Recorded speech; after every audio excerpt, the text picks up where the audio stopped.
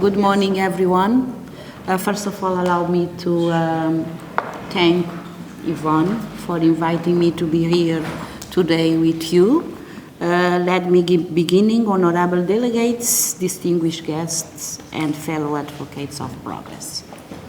I stand before you today as the ambassador of Cabo Verde, a small development island state located in the West Africa, nearby Senegal, proudly representing a nation that strongly believes in the power of global governance. United Nations Summit of the Future presents us with an invaluable opportunity to explore strategies aimed at building a sustainable and inclusive future for all. I am honored to contribute to this crucial conversation. Once again, thank you. Global governance is not merely a concept.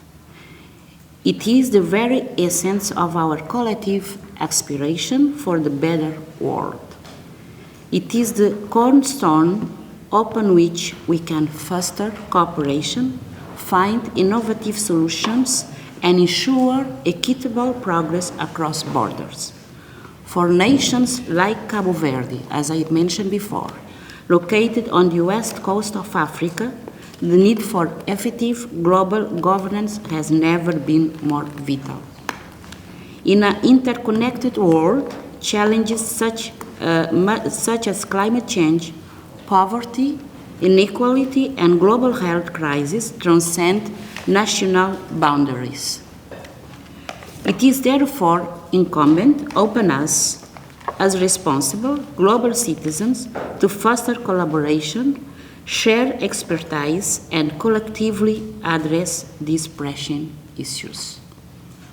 Only through global governance can we hope to create a future that upholds the principles of sustainable development, inclusivity, and justice.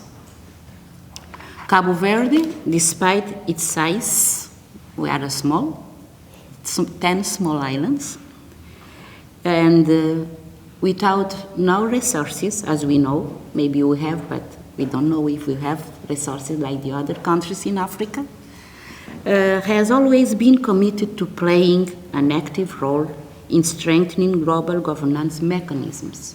So what is the richest of Cabo Verde? Our richest is liberty, democracy, good governance. In 2 days ago, my government organized an international conference in Sal Island just to put, the key was democracy, liberty, and democracy. Why? Because as I mentioned before, we are not a rich country, but we are rich because we have peace, we have democracy, we have liberty. We firmly believe that our voice, alongside those of other small islands development states, deserve equal representation and participation in global decision-making process. Our unique experience and challenges make us valuable contributors to the collective quest for an equitable, just, and sustainable future. To advance global governance, we must prioritize inclusivity and ensure that marginalized voices are heard. We must work towards equity in decision-making processes, recognizing that a diverse and inclusive table leads to more innovative and effective solutions.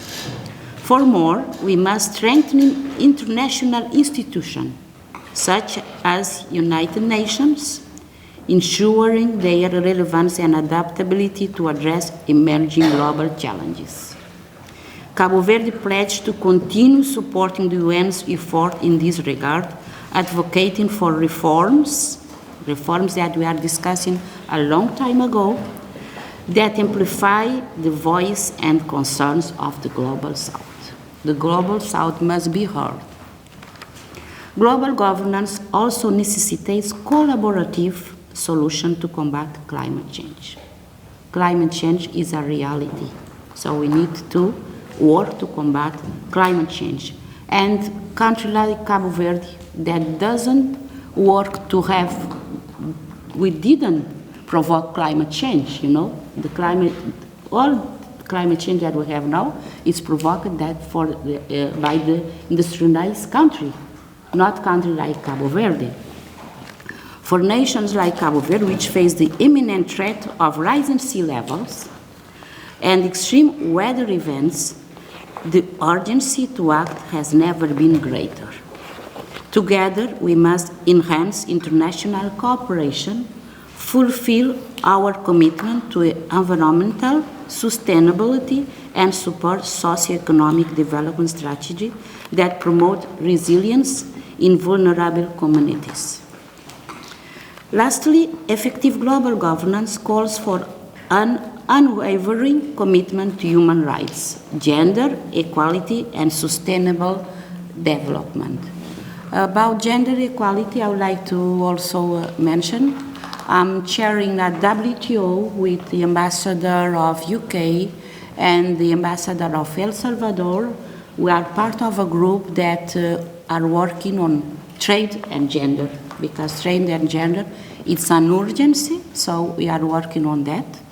We have many countries that is part of the informal group to move forward and to see if the issue of gender also can be debated and can be worked in that effect. These values should be at the core of our decision-making process and guide our policies and initiatives. Cabo Verde remains dedicated to fostering and enabling an environment that ensures equal opportunities for all and empowers the most vulnerable among us. In conclusion, I think that the United Nations Summit of the Future serves as a significant platform to reimagine global governance as a collective endeavor, one that respects diversity, promotes inclusivity, and champions the well-being of people and the planet.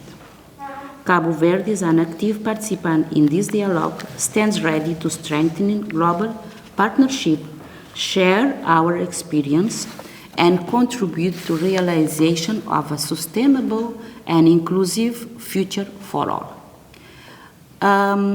Before I finish, I would like also to inform that we are discussing with UNCTAD the way that African countries, small island states, can face also the debt problems that development countries have.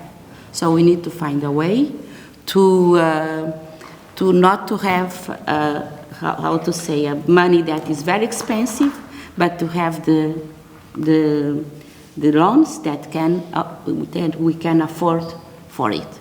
So I thank you very much for your attention, hoping that the Summit of the Future will be not only one meeting more, but that we can have a lot of recommendations and we can implement the recommendation in the future. Thank you very much.